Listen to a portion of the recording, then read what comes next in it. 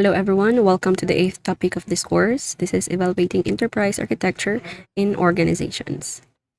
So, previously, we discussed how enterprise architecture is designed and how organizations adapt their systems to change. However, organizations must also evaluate whether their architecture is actually working effectively.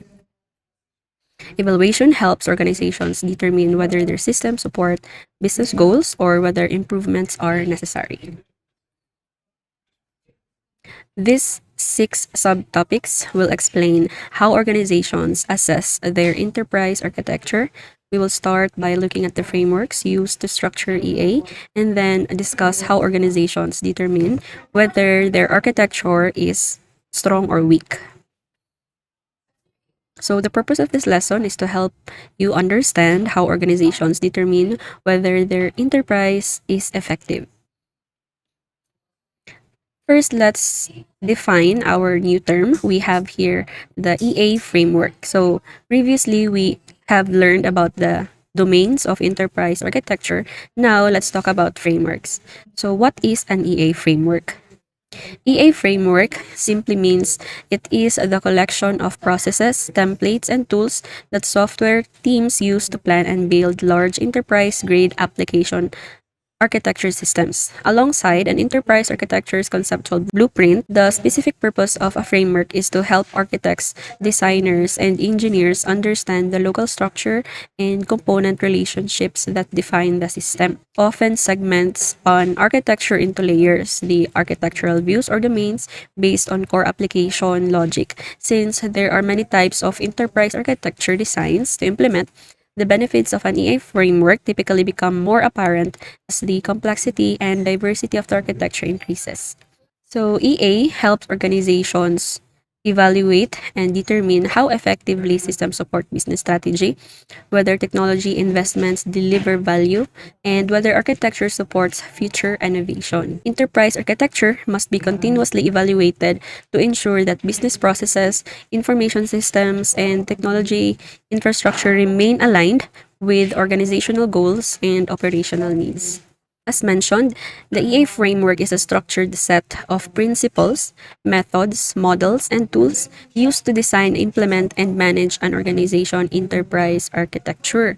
Meaning, si framework, siya ang mag-provide og structure sa architectural development and how will the enterprise organize their architecture documentation, and it also guide decision making and governance. So I have here the list of enterprise architecture frameworks.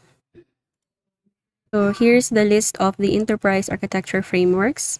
So we have here the very common one is the Open Group Architectural Framework, or commonly known as TOGAF. We also have here the Zachman framework, the Federal Enterprise Architecture Framework, or FEAF, and the Gartner Enterprise Architecture Framework, the Business Guild's BizBook, and the Department of Defense Architecture Framework, or DODAF, the Archimate, Sherwood Applied Business Security Architecture, Service-Oriented Modeling Framework, Integration Definition for Function Modeling, Purdue Enterprise Reference Architecture, Sparks Enterprise Architecture, Object-Oriented Analysis and Design, Australian Government Architecture, or GAA. These architectures are kind of overwhelming class, no, but we will just focus on these three architectures, the TOGAF, the Zachman, and the Federal Enterprise Architecture. But mostly, si TOGAF and Zachman na gyud ang mas focusan yun na to. Here's a tabular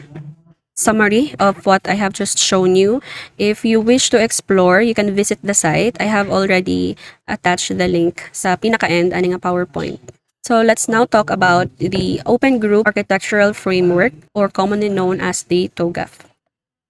So si TOGAF was established in the year 1995 by the Open Group, and TOGAF is arguably the most popular enterprise architecture worldwide. It's widely accepted due to its adaptability and flexibility, as it can be tailored to meet an organization's specific needs. The strength of TOGAF lies in in its four interlinked domains. So we have already discussed this atong previous topic, no, the business, application, data, and technology.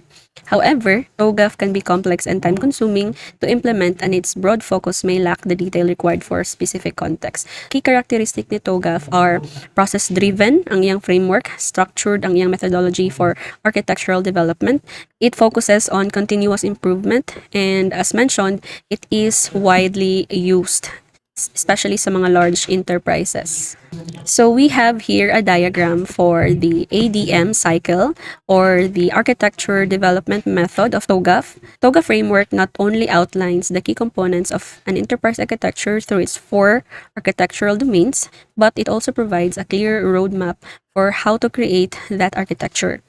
This roadmap is known as the architecture development method, as what you are seeing in the screen right now. So, naa siya various steps or phases.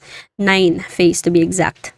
The ADM guides organization in developing their enterprise architecture. Technically, mo man yung ginagamit ni TOGAF, no, si ADM, no, which is a step-by-step process for developing architecture. So, what are the benefits in using this step-by-step process?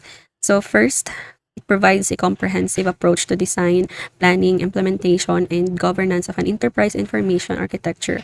It is adaptable to an organization's needs, offers detailed guidance on the process of building IT architecture, but there are also challenges, no? It can be complex to understand and implement due to its comprehensive nature, and it requires significant commitment and resources to realize the full benefit.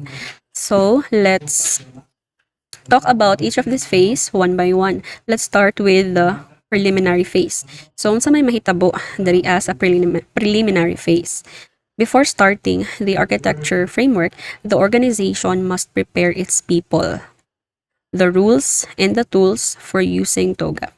So, example, before creating a new campus information system, the university forms a project team. Di ba? Mo magyud nang pinakauna mag-hire og staff, administrator, and faculty. Another example is, before launching a new student mobile app, the university decides who will manage the project and what tools will be used. So, dira na mahitabo sa preliminary phase. Sa second phase, or the phase A, which we call as the architecture vision, this phase defines what the organization wants to achieve and why the project exists. Okay? So, for example, the university decides to build a digital campus system so students can enroll, check grades, and pay tuition online. Diraan na nila i-define unsa ang mga goal or scope nga ilang gusto i-achieve.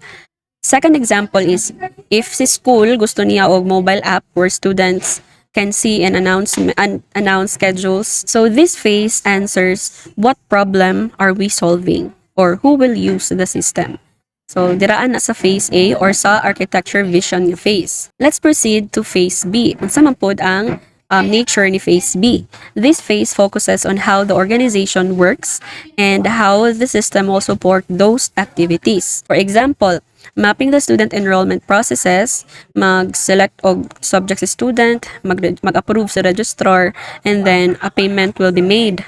So, this phase focuses on the process itself. Okay, now let's proceed with phase C, or the information systems architecture. Dari ang phase na siya duha ka parts, si data and applications. So, i-define nato dari nga phase kung unsa man nga mga data ang need. Unsa nga mga software or applications ang mag-manage ani nga mga data. Sa phase D is the technology architecture. This phase decides what technology will run the system. Kung sa phase C, i-identify nato unsa nga software, unsa nga data ang mag-manage. Sa phase D, mag-decide na gyud ka unsa nga technology ang mag-run sa system. Sa phase E, opportunities and solutions, this phase identifies the best solutions to implement the architecture. Example, building a custom enrollment system, buying an ERP. So, mag-decide mo no kung mag-build mo custom ng enrollment system or magpalit lang mo or mo benchmark lang and then magbayad lang mo sa university nga inyong benchmarkan. So, dara mag-decide unsa man gyud ang i-pursue. Sa phase F or the migration planning, this phase creates a step-by-step plan for implementing the new system. Second to the last phase is what we call the implementation governance. This phase monitors the implementation to make sure everything follows the plan. So technically, it's just like a monitoring team. Example, the IT department checks or monitor whether developers are building the system or student system correctly. Phase 9 or the last phase, no? This is called the architecture change management. This phase manages and updates improvement. So, kung naay mga changes nga wala na-anticipate, diri nga phase, i-manage tanan nga mga activities. Okay, para dali ra ninyo siya madumduman kung unsa si ADM cycle, it is just a step-by-step method for planning, designing, building, implementing, and improving the enterprise system. So, technically, maura gid na ang iyahang pasabot. Pero you need to be familiar of these things kay it might be relevant during the conduct of your case study. Here are the challenges of TOGAF. First one is the complexity of the framework. As what we have seen in the previous slide, daghan kay siya process, no? So the open group TOGAF has this new version or what they call as the TOGAF 10 that includes the extensive library of the definitions, methods, and the architectural standards. And organizations may struggle to align their process with the framework while maintaining agility. Second one is extensive compliance requirements. TOGAF requires a comprehensive architectural compliance review. This review may involve hundreds of checklists covering such as information and systems management, hardware and operating systems, software services and middleware, business and infrastructure applications, and information management. Also, there is a difficulty in strictly following the standards because while complying supports or while compliance supports strong architectural governance, strictly adhering to all TOGAF standards can be challenging for the enterprise architecture programs. Fourth is the need for the organization-wide collaboration. Successful implementation requires active participation from stakeholders across the organization, and it can be very challenging because of the schedules no given if you will collaborate with some group of people na wala nakalocate sa imong same place, it will be hard no nga mag-set up or to reach out to them, especially kung starting pa lang. Fifth one is integrating TOGAF with agile practices. Agile methods and TOGAF can coexist, but organizations must establish collaborative processes, standardize IT components across teams, and ensure flexibility while maintaining governance. Let's proceed with the Zachman framework. So this Zachman framework was introduced by John Zachman in the year 1980s. It's often considered to be the original enterprise architecture framework. This is notable for its rigor and depth, addressing a wide range of stakeholders and perspectives. So mainly, ang key characteristics ni ZAC framework is it focuses on organizing architecture documentation. It has a structured matrix, helps ensure all perspective of an enterprise are considered, which is a good thing, and does not prescribe implementation steps. So Zachman is commonly illustrated as a 6x6 matrix. Let's take a look at this diagram. Okay, we have here the diagram or the 6x6 matrix of the enterprise architecture framework of Zachman. So it might be overwhelming no to see, but iya lang yung concept is kaning column answers or represents the 5 W's and 1 H. So the what, where, who, when, why, and how. And the rows, these rows represent the perspectives of the planner, the owner, designer, builder, subcontractor, and enterprise. So let's talk about that one by one. Sa column nga area, the what, an example question would be, what are the objects? What is the data needs to be examined? So these questions should be answered in that column. And how? How does it function? What are the business processes? Where can the business operate and be found? So technically it's allocation.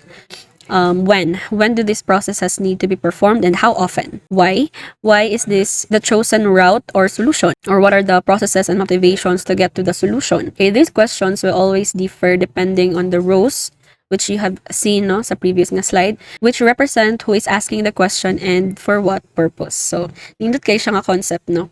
And for the rows, so diri ana pod diri magdepend no ang mga questions nga naa diri sa columns. So sa what, sa planner's perspective or sa planner's view, this will define the business purpose and strategy. Pero sa owner's view is the business concepts. This view is defined by the individual who run an organization who provide a high-level description of the core guidelines.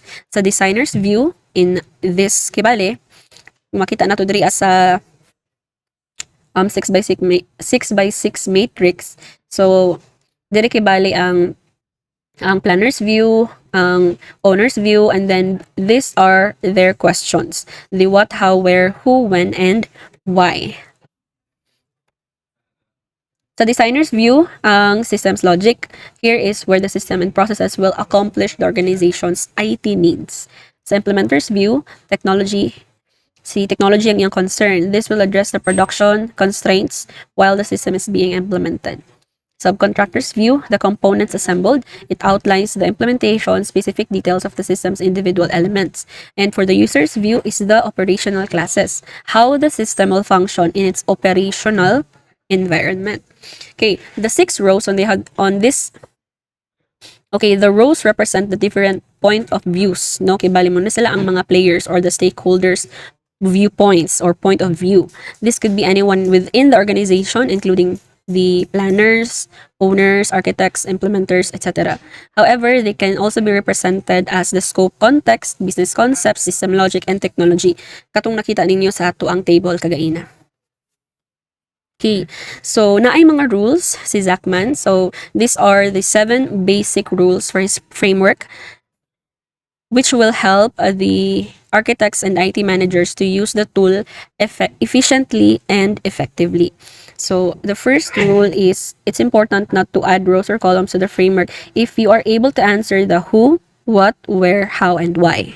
Then you will be able to derive the answers to any other questions about the subject or object. Adding columns or rows would denormalize the classification scheme. Second rule is each column has a simple generic model and can have its own meta model within the column, and so on. So, basahan na lang ninyo ang iyahang mga rules. So, si Zachman, by the way, has benefits because na-share certifications for engineers and enterprise architects. The program is professionally relevant and recognized certification. It can open up opportunities for career advancement and enhance marketability. So now, let's talk about this Federal Enterprise Architectural Frameworks, or the FEAF. This was developed by the U.S. federal government to standardize architecture across government agencies. So, iyahang focus is sa government nga side. Iyang key characteristics is it's designed for public sector organizations, focuses on cross-agency collaboration, promotes standardization across governments. So, napod siya mga core components, the PRM or the Performance Reference Model, the Business Reference Model, Service Component Reference Model, Data Reference Model, and the Technical Reference Model. So, si FEAF was created specifically mangyud no for government because it helps multiple departments coordinate systems and share information effectively. Example, government departments sharing citizen data across agencies. So, muna ang ilaha pong focus. NEC-PRM or the Performance Reference Model is another integral part of FEAF, which helps to measure the performance of an IT investments and their impact on strategic outcomes. It helps provide a common framework for understanding performance across federal agencies, enabling better decision-making and effective management of federal IT resources. Here are the advantages of implementing FEAF. It enhanced alignment between business and IT, improved decision-making through common taxonomy or methodology, increased collaboration and sharing across federal agencies. But there are still challenges in implementing this framework, like adjusting a standardized way of documenting and analyzing their architecture, the need for significant cultural and organizational change management, and ensuring consistency and compliance across different segments of the enterprise. In summary, it provides a structured approach for federal agencies to manage their enterprise architecture, and it is tailored to meet the unique needs of the federal government, facilitating better service delivery and governance. So, before we proceed to our next topic, ganun gi-discuss man ako ni siya. because these frameworks are crucial sa inyong case study, no? Because you will be identifying unsa nga framework ang gi-adapt sa enterprise of your choice. Pero technically, murag dili gid mapilian si federal nga framework, no? Mostly dito ra gid na kang TOGAF o kang Zachman. But you will have to explain or elaborate nganong kana nga framework ang gigamit nila. Unsa di ay ang ilang specific processes nganong naka-conclude mo nga TOGAF or Zachman ang ilang gi-adapt nga framework.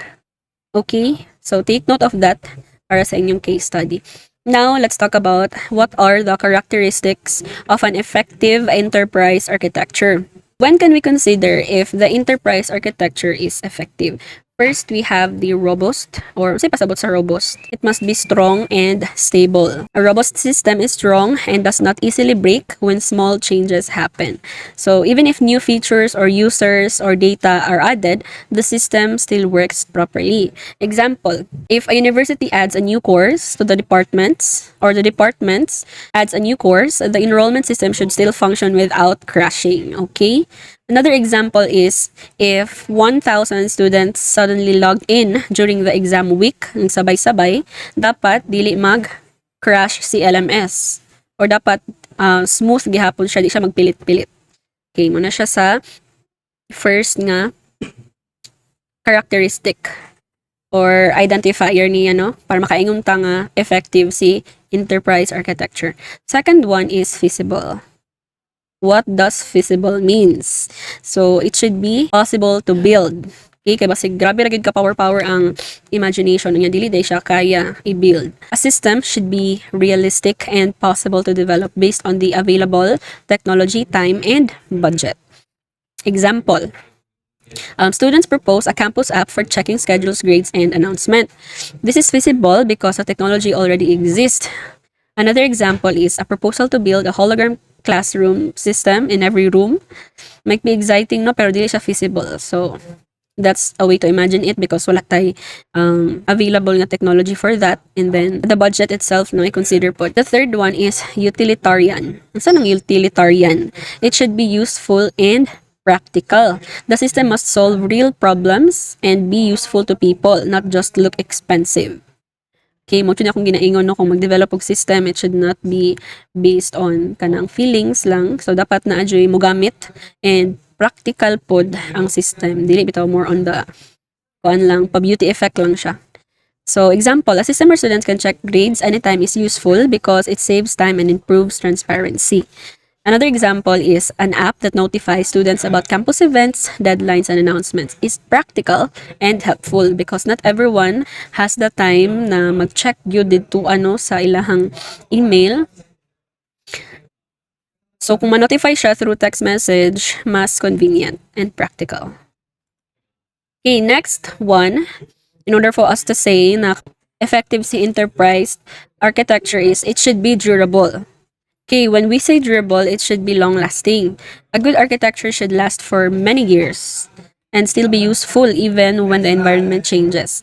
Example, a university student's information should still work when the number of the student increases over the years. The university another example, the university website should still function even if the school adds new programs or expands to new departments.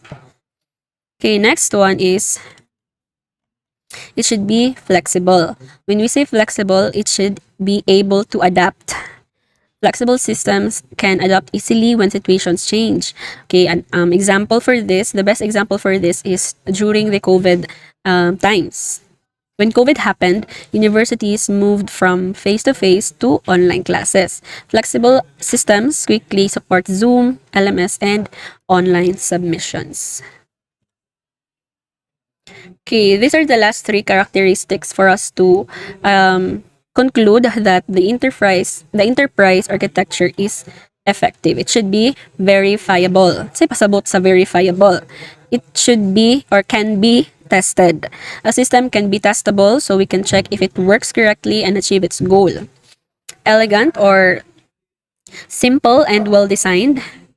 Ngayon, kung in short, user-friendly ang interface. A good system should be simple, organized, and easy to understand and not overly complicated. Last one is traceable. or easy to track. Traceable means that you can track how different parts of the system are connected and why it exists. Example, if a scholarship program is created, the administrators should trace which student qualify, financial system processes payments, and department can manage it. Okay, here's the list of an effective enterprise architecture. In order for us to know if it's effective, it should be robust, feasible, utilitarian, durable, flexible, verifiable, elegant, and traceable. Okay, now that we learned about the characteristics of an effective enterprise, let's proceed with the characteristic of a weak enterprise. So, a weak enterprise architecture is characterized by a lack of alignment between business goals and IT systems, resulting in fragmented, complex, and rigid infrastructure that inhibit growth. It often manifests as ivory tower architecture, which we will talk about later, high level planning that is connected from the practical realities of the business, leading to low adoption and high technical debt. So, here are the key characteristics of a weak enterprise architecture. First, we have the strategic and cultural disconnect. This happens when the company's technology plans do not match the actual business goals or how employees work. IT decisions are made separately from business decisions, so systems end up not helping the organization effectively. Next one is business leaders do not fully support or understand the technology system. They see it as an IT project instead of something that improves the whole organization. For example, a hospital introduces a new digital patient system, but the doctors are not consulted about it during the planning stage. Because of this, the system does not match how doctors record patient information. So they continue writing notes on paper. So useless ang introduce nga digital patient system. That is why it's very important to connect or to communicate to the users or to the end users. Kay sa IT nga end, if wala ka na familiar sa procedures sa hospital, magpataka-taka jud kag butang og features, right? So importante jud nga na communication, and then kung mahimo mag-uban jud ka sa ilaha like the whole day ang sa ilahang whole process, magkuyog-kuyog ka sila mga dito. Next one is the ivory tower mentality. Unsa ning ivory tower mentality? System designers create complex plans and documents that look good in theory but do not work in real business situations. Example, as an IT consulting team designs a sophisticated supply chain system for a small grocery distributor. However, the system requires advanced scanning equipment that the warehouse does not have, making the design impractical. So, hindi hapon magamit ang system, no?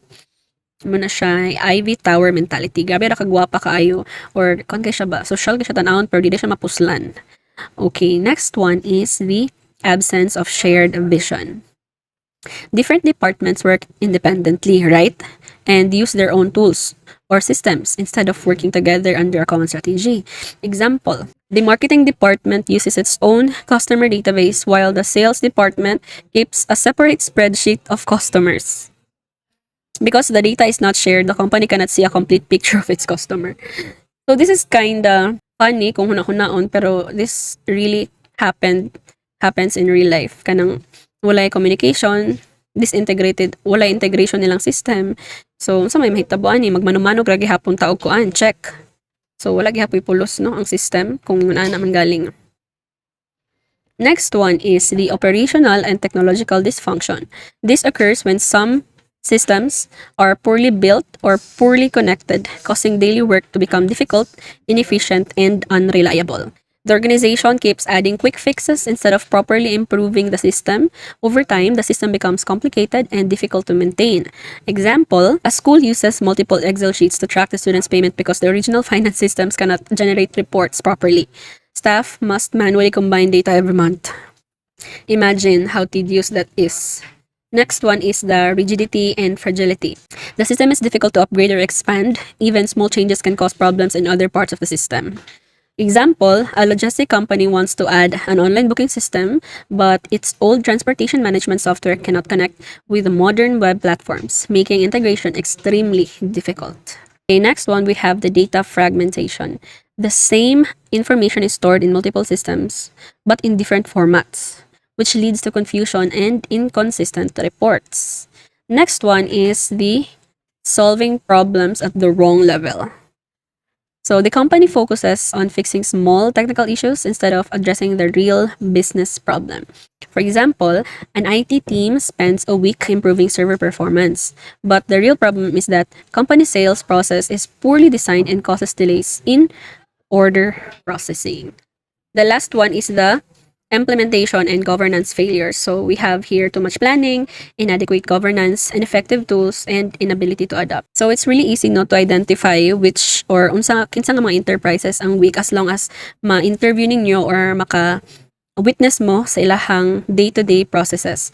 So, sa pag-conduct ninyo sa inyong case study, it would really require you, no, na mag-observe gud mo sa actual nga enterprise of your choice, and you will have to take the time jud na mo effort jud mo og adto.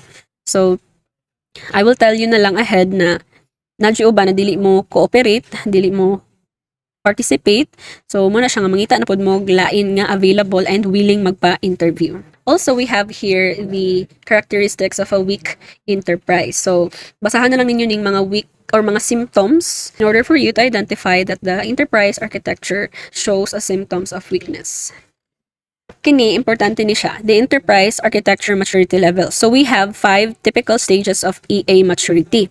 These levels describe how organized and mature an organization is in managing its IT systems and architecture. Think of it like levels of digital maturity in an organization. So let's talk about the first two, the initial or informal and the developing. Okay. At this level, sa initial or informal, no formal EA program, isolated decisions, high cost, and fragmented IT. Example, a university has a registrar. Sa registrar na siya kaugalingong system. Si finance na kaugalingong system. Library, lahi pod. None of them are connected. So, definitely level 1. Okay? Level 1 ang ilahang EA. Okay, sa level 2, how can we know na level 2 na si enterprise? The organization starts organizing its systems, but departments can still work separately. Characteristic ani kay, some IT processes exist, some are still isolated.